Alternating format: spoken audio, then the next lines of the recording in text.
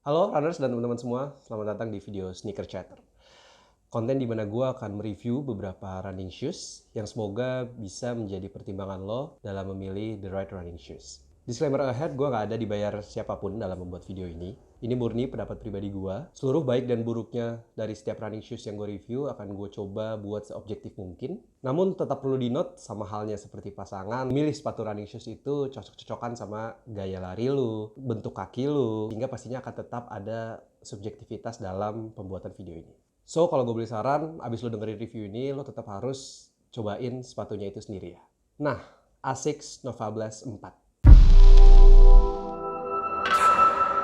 Sepatu yang memikul beban moral cukup tinggi karena menjadi penerus dari sepatu Asics Nova Blast 3 yang dinobatkan oleh hampir banyak orang, oleh banyak reviewer sebagai shoe of the year di tahun-tahun sebelumnya. Sepatu yang utamanya didesain untuk daily trainer ini memiliki bobot 260 gram di ukuran 42 standar. Beratnya ini tergolong kompetitif di kelas daily trainer, walaupun memang masih lebih berat 8,5 gram dibanding pendahulunya yaitu Nova Blast 3. Untuk stack height-nya, di heel-nya itu ada di 41,5 mm dan di toe-nya itu di 33,5 mm, menjadikan sepatu ini memiliki heel drop di 8 mm.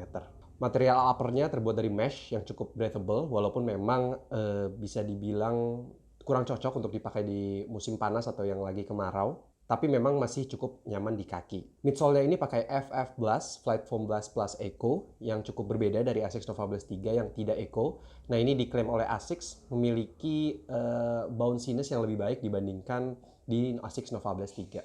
Oh ya, bagi teman-teman yang belum tahu, di Nova Blast ini seperti yang tadi disampaikan, ini adalah series dari trainer sehingga belum memiliki carbon plate ya. Terus lanjut ke tangnya, ini bentuknya flat dan sudah gasketed dengan tetap ada sedikit padding di bagian tangnya untuk kenyamanan tambahan. Lacesnya ini laces standar dan gak aneh-aneh. Mungkin kita lanjut ke outsole-nya. Ini outsole-nya menggunakan ya pada umumnya yang Asics gunakan, yaitu Asics High Abrasion Rubber atau AHR yang memang diklaim oleh Asics lebih lembut dari Nova Blast 3 sehingga diklaim bisa memberikan grip yang lebih baik pada Nova Blast 4 ini.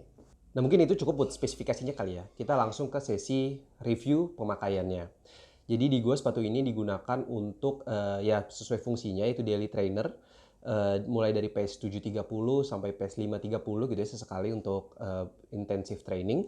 Nah, jadi sama halnya seperti Nova Blast 3, Nova Blast 4 ini akan menjadi sepatu daily trainer favorit gua untuk tahun ini karena versatility-nya tadi bisa dipakai di pace pelan, pace daily trainer sampai di beberapa intensitas training, mungkin di pace 5.30 bahkan mungkin sampai pace 5. Dan juga dengan ciri khas Asics yang cocok untuk para pengguna sepatu yang memiliki kaki lebar, ini sangat cocok buat kalian. Terutama dengan midsole barunya ini, si FF Blast Eco Plus yang memberikan responsiveness yang cukup baik dalam memberikan pantulan di tiap strides yang kita berikan.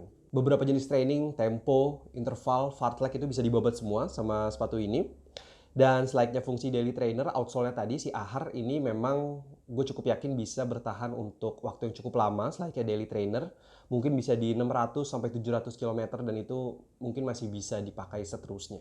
Sepatu ini punya banyak varian warna, mulai dari full hijau yang menjadi original color-nya, lalu ada full merah, ada full hitam, kaki, soft purple, hitam emas, hijau toska, hijau platinum, pokoknya banyak banget varian warna dari Nova Blast 3 ini, termasuk Nova Blast 3 ini muncul pada varian trailnya gitu ya, untuk teman-teman yang ingin atau lebih suka lari di terrain outdoor, tanah, pegunungan, itu juga ada Nova Blast 4 yang trail.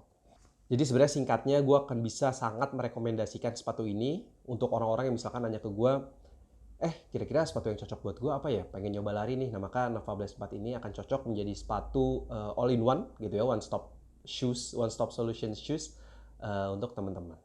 Nah, tapi mungkin tentu tetap ada beberapa hal yang perlu di-notes nih oleh teman-teman semua sebelum membeli Asics Nova Blast 4 ini. Yang pertama, midsole-nya tadi, FF Blast Eco Plus yang memang memberikan responsiveness yang lebih baik, tapi sebagai efek sampingnya juga dia cukup firm gitu ya. Sehingga walaupun jadi lebih enak dipakai di fast run tadi ya, tempo, interval, fartlek, tapi memang untuk di pace yang lebih pelan, mungkin hingga pace 8, pace 9 itu memang cukup stiff gitu ya. Jadi memang kurang cocok dipakai di pace pelan.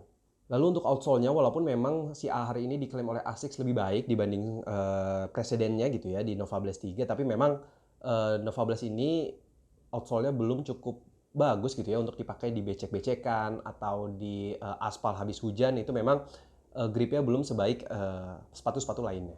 Oh, dan yang tentu perlu di-notes adalah beratnya ini sih, di 260 gram untuk size 42, apalagi kalau teman-teman menggunakan size yang lebih besar, berarti mungkin bisa 270, 280 gram, ya itu cukup perlu di-notes saja sih bahwa memang itu sepatu yang tidak bisa, walaupun tidak bisa dibilang berat ya, tapi juga tidak bisa dibilang ringan. Nah, selanjutnya mungkin di setiap review running shoes gue perlu melakukan comparative analysis. Jadi Nova Blast 4 ini ada di harga 1,999 juta atau 2 juta kembali 1000 dan berada di kelas daily trainer. Jadi apabila kita mencoba ngecek beberapa sepatu di kelasnya, itu ada Asics Gel Nimbus 26.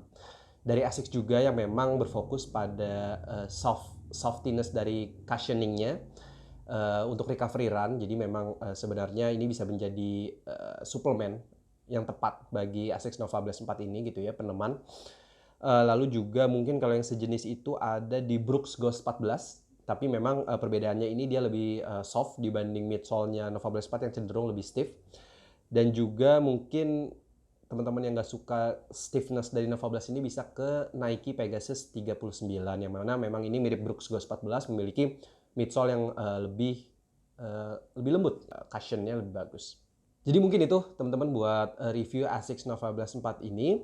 Sekali lagi ini adalah sepatu yang mungkin ya kita nggak tahu ya kedepannya akan ada sepatu-sepatu apa lagi, tapi sejauh ini mungkin akan menjadi salah satu daily trainer favorit gua yang akan menemani hampir semua kegiatan training maraton gua, sehingga ya ini akan sangat direkomendasikan kepada teman-teman semua yang mencari apalagi untuk teman-teman yang sebelumnya suka banget Asics Nova Blast 3. Nah, ini Asics Nova Blast 4 akan cocok banget pasti buat teman-teman semua. So sekian dari gua. See you teman-teman di konten berikutnya.